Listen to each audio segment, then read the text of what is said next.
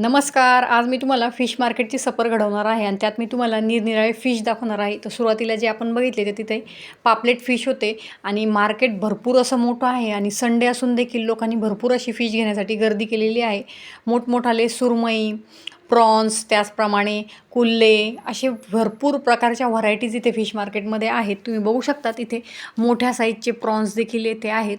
त्याचबरोबर बांगडे आणि बांगडुले देखील इथे सेलला आहेत. लेपो त्याचप्रमाणे इथे सुरमई आहेत. हे छोटे मासे असे साफ करून त्यांनी विकण्यासाठी ठेवलेले आहेत. सुरमईचे अशा पद्धतीने आपल्याला स्लाइस देखील करून मिळतात. माशांचे निरनिराळे प्रकार इथे आपल्याला दिसत आहेत. तुम्ही बघू शकतात. सुरमई त्याचप्रमाणे पापलेट हा इथे चांगला चालणारा फिश आहे. तो चवीला खूप छान लागतो. त्याचबरोबर प्रॉन्सचीही करी खूप छान लागते.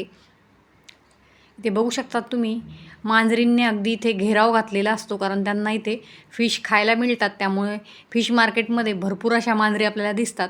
तुम्ही बघू शकता तिथे सुरमई इथे कट करून ठेवलेले आहेत. अशा निरनिराळ्या पद्धतीचे फिश आपल्याला इथे फिश मार्केटमध्ये घ्यायला मिळतात.